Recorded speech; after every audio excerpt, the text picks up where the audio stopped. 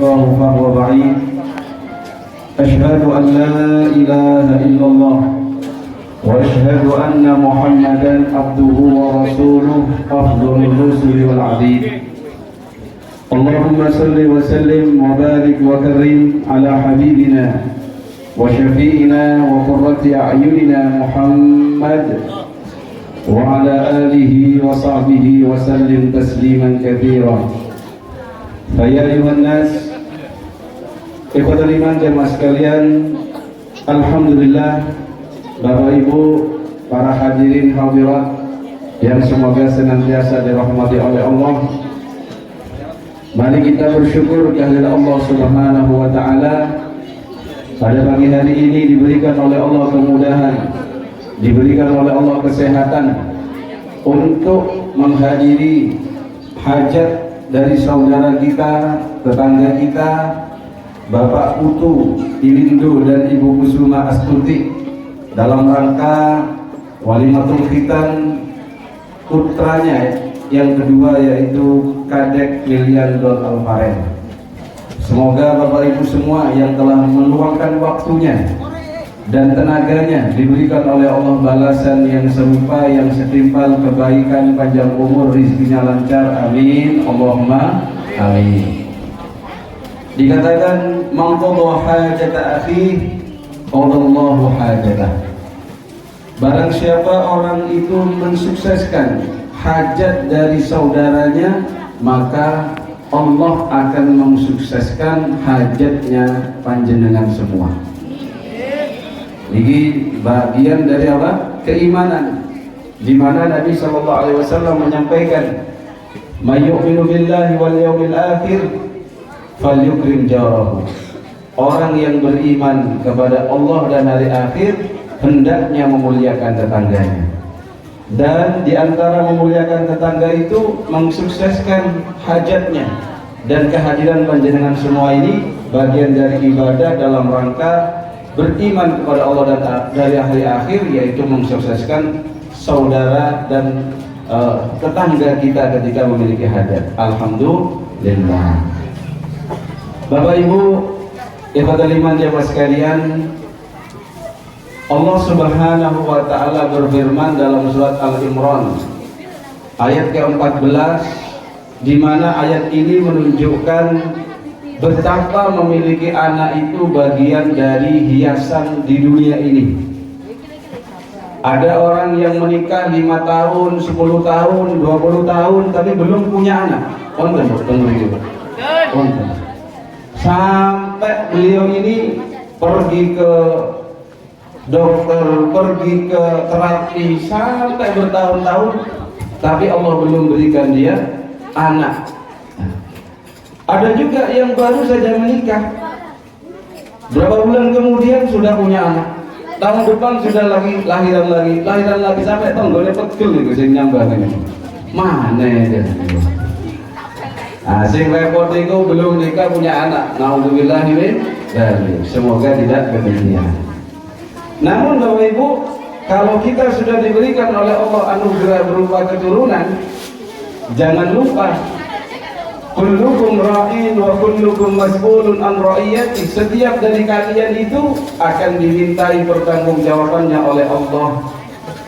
Kemudian yang laki-laki, warrajulu ra'in ala ahlihi. Dia ini seorang laki-laki ini bertanggung jawab terhadap anaknya, kepada putra putrinya, terhadap keluarganya. Begitu juga seorang ibu akan dimintai pertanggungjawabannya nanti di hadapan Allah Subhanahu wa taala.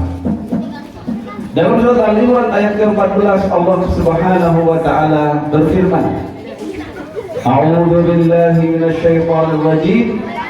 Bismillahirrahmanirrahim.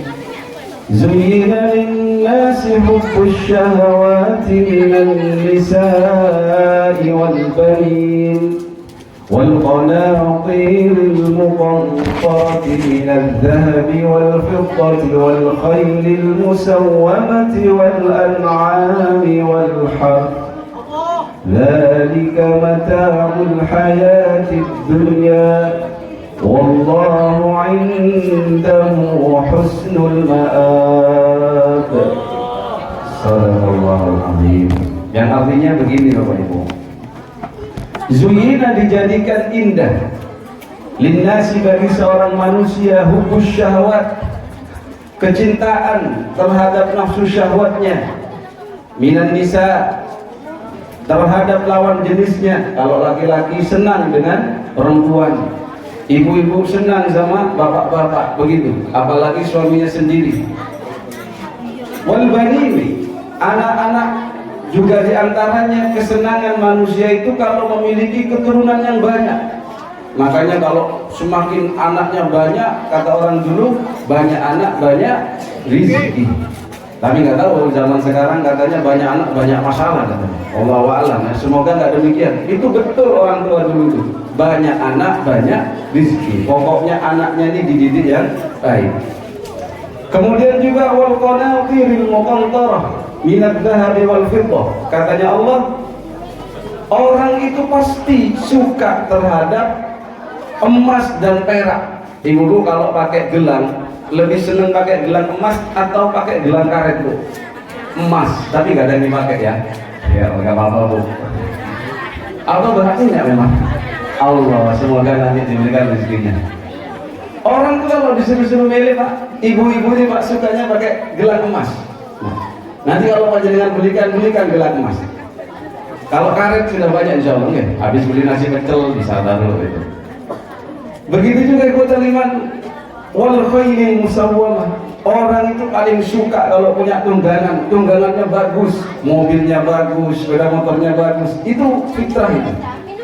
Jadi kalau panjenengan punya teman kok suka banget kalau punya sepeda motor bagus, itu memang fitrahnya manusia. Wal an'am, orang tuh suka punya peliharaan, kambing, kemudian sapi, onta, kemudian berkembang sekarang ini ada yang pelihara perkutut, apapun itu dipelihara semuanya. Wal harth, dan tanah, sawah dan ladang. Kata Allah, dzalika mata'ul hayatid dunya. Semua itu adalah hiasan dunia Bapak Ibu.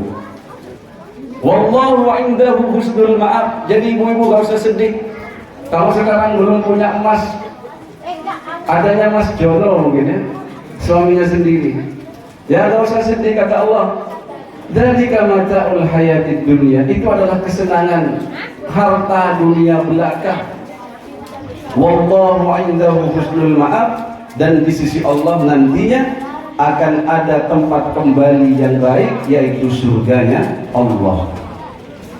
Pertanyaannya sekarang Bapak Ibu, apakah setiap orang yang punya anak kemudian dia bahagia dengan anaknya Bu? Atau setiap orang yang punya suami, punya istri, dia bahagia dengan istrinya itu? Ibu kalau lihat suaminya sendiri dibandingkan lihat suaminya tetangga, lebih senang mana Bu? Alhamdulillah. Kalau lihat suami sendiri kok enak ya, aduh iki osopo iki ngomel lagi, bentak-bentak terus kok gak bahagia, masalah berarti. Begitu juga bapak-bapak nih, kalau lihat istri sendiri bahagia, itu nikmat Pak. Sing repot iku delok bojo dhewe gak syahwat, delok bojone tangga syahwat. Iku repot niku. Na'udzubillahi min dzalik. Kata teman saya gini, yo Ustaz, kenapa kalau lihat istri sendiri kok kadang emosi? Saya bilang, kata dia, jawab sendiri dia. Tanya-tanya sendiri, jawab sendiri. Katanya, iyo.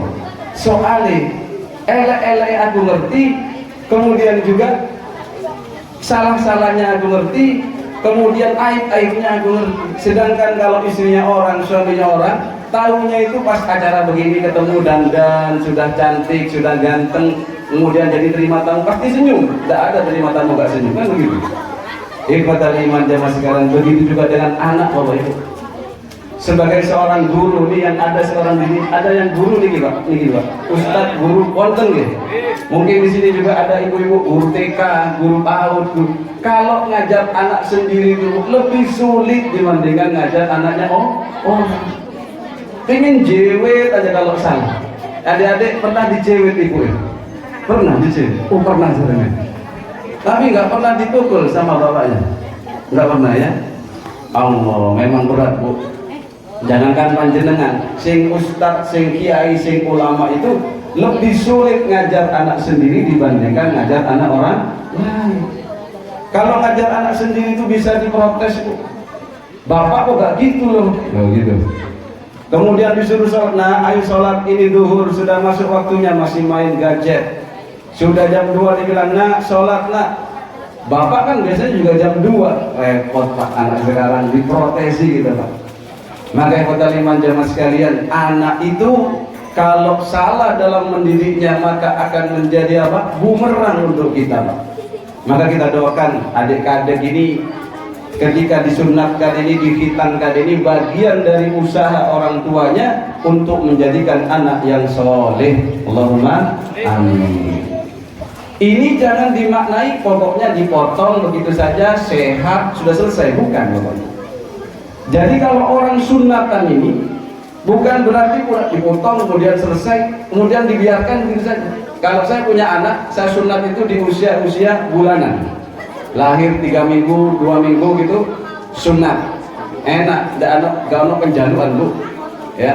Tapi kalau panjenengan sudah tahu anaknya, nah besok sunat ya, ojo mah, loh ya sunat, tukokno sepeda yo, ya wis sepeda. Pas mau disunat, awak belum mana sepeda tok, tambah, opo nak, PS, waduh nak, tambah mana cicilan ini nak, gitu ya. Mau disunat mendekati hari H sudah diundang, ma aku gak belum nak disunat, terus opo nak, pokoknya aku nek belum disunat nek ditambahi HP, tambah lelu aja nak. Kalau saya punya anak tak sunat di usia 3 minggu, ada yang sebulan, enak, tidak ada permintaan. Yes, udah, itu tahu-tahu gede sudah sunat. Alhamdulillah. Itu tips Bu ya. Kalau wah nanti nek kegede ini agak jalur, sunatnya kecil gitu ya. Ini Bapak Ibu. Tapi tidak apa-apa. Namanya anak Bu ya. Minta apa kan dikasih ya Bu ya. Kalau kita mampu dan itu kebaikan untuk dirinya, silakan diberikan.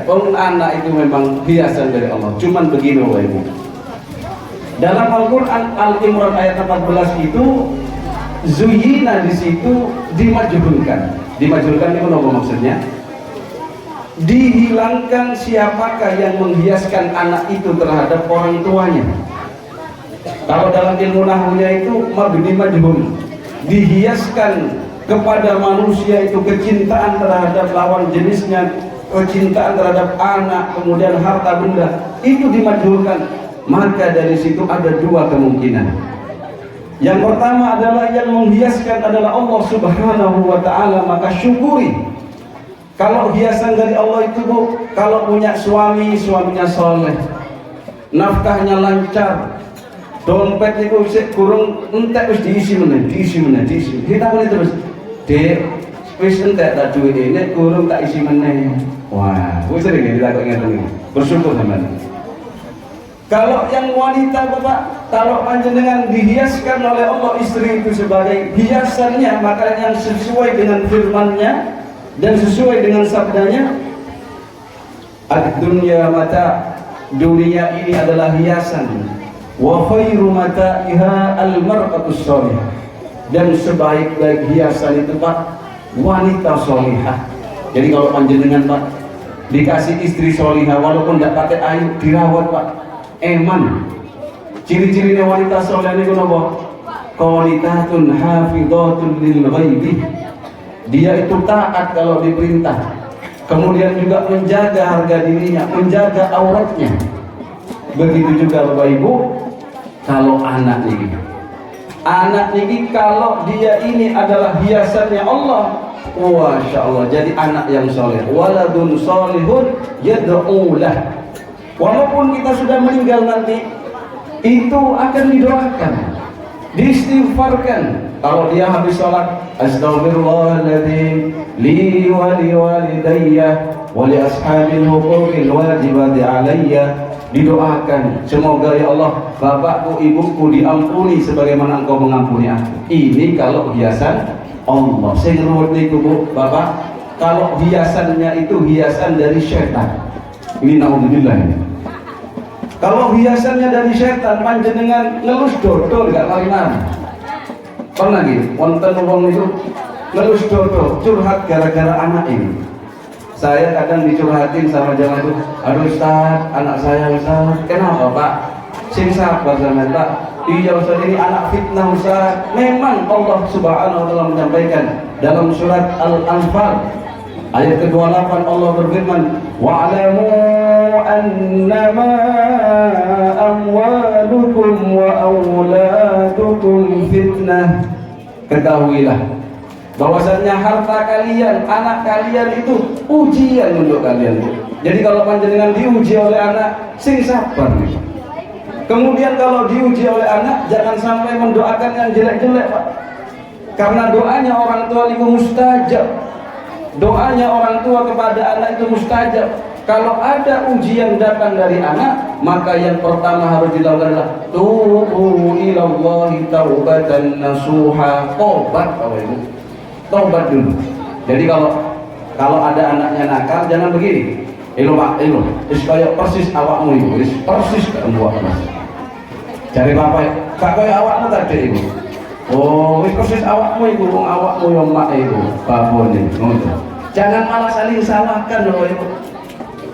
Kalau kita diuji oleh Allah dengan nakalnya anak, kita introspeksi diri Allah. Mungkin saya ini tidak mengakukan pesan Nabimu yang mana menyuruh muru auladakum bis salati wahum abna'u sab'u sinin. Perintahkan anak-anakmu itu untuk terus melakukan sholat di usia keberapa Bu? Ke-7 itu sudah mulai. Bahkan wadribuhu alaiha. Pukul kalau memang perlu dipukul di usia keberapa itu? 10 tahun. Jadi kalau umur 10 tahun dibiarin, umur 12 tahun dibiarin, lalu umur 20 mau dipukul, dibalas sampai bahaya. Jadi kalau yang pukulannya dengan pukulan kasih sayang, maka ketika kita diuji oleh Allah dengan anak yang kurang soleh, anak yang kurang berbakti, pertama yang harus dilakukan apa Ibu? Istighfar, taubat kepada Allah. Ya Allah, ampuni dosa-dosaku. Mungkin saja dulu saya salah dalam menyekolahkan anak, salah dalam mengorientasikan pendidikannya. Kadang di TPQ itu Bu ya, karena saya juga ketua TPQ di perumahan saya itu. Kata ustazahnya ditanya anaknya, "Dek, kamu mau murojaah baca Qur'annya?" Ya enggak kalau di rumah, enggak disuruh sama ibu bapaknya. Enggak, tapi kalau urusan belajar matematika, waduh disuruh belajar terus sampai bosen dia. Kalau urusan kursus bahasa Inggris sampai bayar itu bayar Bu. Tapi kalau urusan bahasa Arab, kursus bahasa Arab gak laku. Jarang orang ngurusin anaknya itu untuk belajar bahasa Arab. Padahal kalau urusan bahasa Arab itu ketika dia paham, dia baca Quran, kemudian menikmati bacaannya, insya Allah hidayahnya turun. Nah dari sini Bapak Ibu, kita niatkan kehadiran kita di sini mendoakan saudara kita, adik-adik ini menjadi anak yang soleh. Dan harapannya ketika kita mendoakan beliau menjadi anak yang soleh, nanti malaikat akan mendoakan kepada kita, walaka mithluh, walaka mithluh, walaka mithluh. Begitu juga untukmu, begitu juga untukmu, begitu juga untukmu. Jangan lupa doa kepada anak itu jangan berhenti, sampai mati jangan berhenti.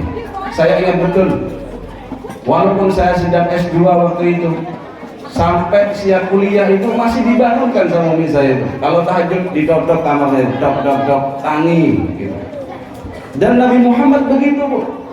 Nabi Muhammad itu sampai Siti Fatimah menikah dengan Sayyidina Ali, didatangin rumahnya, tahajud didok-dok. Apakah kalian berdua tidak bangun? Apakah kalian sudah sholat? Niku Bu. Saya ruwet niku gak pernah dodok karena dia sendiri keturun. Ini kucing repot ini. Maka ibu dan iman jamaah sekalian, mendidik anak yang soleh dan solehah, menjadi anak yang soleh dan solehah itu memang berat, berat. Minimal anak kita tidak menjadi anak yang uququl walidain. Maka diantaranya kalau anak bermasalah, taubat kepada Allah, jaga mulutnya, jangan sampai berdoa kepada Allah dengan doa-doa yang tidak beres. Contohnya begini. Anaknya nakal, oh kapok ketabrak mobil, kapok ketabrak temenan sampean sing ruwet tuh. Apalagi doanya gak beres. Oh konjek nakal yang baru, miskin kapok, nek miskin temenan siapa sing ruwet iku Bu? Panjenengan sing ruwet. Karena apa? Dalam sebuah hadis disebutkan ridhullah fi ridhul walidain wa suhtullah fi suhtil walidain.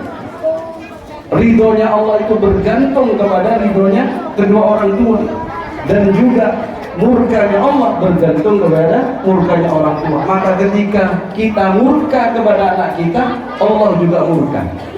Maka ketika kita ini melihat anak kita ini sedang nakal, sedang uji kepada kita, ridhokan, maafkan, lalu minta sama Allah, ya Allah saya ridho ya Allah, saya mohon maaf ya Allah, gak bisa mendidik dengan baik ya Allah, jangan sampai saya ini murka kemudian engkau murka ya Allah. Tapi panjenengan ikhlaskan, maafkan, doakan, insya Allah ketika memaafkan itu Bapak Ibu, doanya mustajab. Ada Bu, ceritanya orang itu anaknya memaafkan sampai curhat sama siapa? Sama seorang ustaz. Lalu terus doakan. Ketika detik-detik mau meninggal baru anaknya dapat hidayah, jadi anak yang soleh. Insya Allah yang singkat ini semoga menjadikan kita termotivasi, menjadikan orang-orang yang terus bisa mendidik anak-anaknya menjadi anak yang soleh dan solehah. Saya kira cukup, tidak usah panjang-panjang, nanti hujan bubar lagi. Oke, saya tutup dengan doa mau panjenengan. Mari kita doakan dengan harapan Allah Subhanahu wa Ta'ala memberikan pertolongan dalam mendidik anak-anak kita, khususnya nanti Pak Putu dan Ibu Kusuma, dalam mengantarkan anak-anaknya menjadi anak yang soleh dan soleh. Hamdan syakirin, hamdan na'imin, hamdan yuwafi ni'amahu wa yukafi mazidah. Ya Rabbana lakal hamdu kama yanbaghi li jalali wajhika wa 'azimi sultanik. Subhanaka la nuhsi thana'an 'alaika anta kama athnayta 'ala nafsik. Walakal hamdu hatta tarda wa lakal hamdu ba'da ridha. Allahumma salli wa sallim ala sayyidina Muhammadin fil awwalin. Allahumma salli wa sallim ala sayyidina Muhammadin hatta tatal arda wa anta khairul warithin. Ya Allah, ya Tuhan kami yang berkumpul di sini adalah hamba-hambamu yang senantiasa memohon kepadamu rahmat. Ya Allah, ya Tuhan kami, bimbing kami, berikan kami kekuatan dalam mendidik anak-anak kami. Jadikan anak-anak kami anak yang soleh dan solehah, yang berbakti kepada kedua orang tuanya. Ya Allah, ya Tuhan kami, ampuni dosa-dosa kami. Mungkin dalam mendidik mereka kami kurang sabar, kami kurang ikhlas, kami kurang bertaubat kepadamu ya Allah. Ya Allah, ya Tuhan kami, jadikan kami orang-orang yang pandai mensyukuri nikmat-Mu. Anak-anak kami yang telah terlahir ini adalah nikmat dari-Mu ya Allah. Ya Allah, jadikan kami orang-orang yang senantiasa mensyukuri nikmat-Mu dengan bisa membawa mereka ke dalam surga-Mu. Rabbana zalamna anfusana wa illam taghfir lana wa tarhamna lanakunanna minal khasirin. Allahumma inna nastaghfiruka wa nastawdi'uka adyanana wa anfusana wa amwalana wa ahlana wa kulla shay'in a'taytana. Allahumma jammilna bil afiyah was salamah wa haqqina bit taqwa wal istiqamah wa 'idna min mujibatin nadamah fil hali wal ma'an innaka sami'ud du'a. Rabbana hab lana min azwajina wa dhurriyyatina qurrata a'yun waj'alna lil muttaqina imama. Rabbana atina fid dunya hasanah wa fil akhirati hasanah wa qina adzaban nar wa tawaffana ma'al abrar ya aziz ya ghaffar bi rahmatika ya arhamar rahimin. Amin ya rabbal alamin. Mohon maaf atas segala kekurangan, terima kasih atas perhatiannya. Semoga menjadi ilmu yang manfaat, barokah, dikabul oleh Allah doanya. Amin Allahumma amin. Ihdinas siratal mustaqim. Wassalamualaikum warahmatullahi wabarakatuh.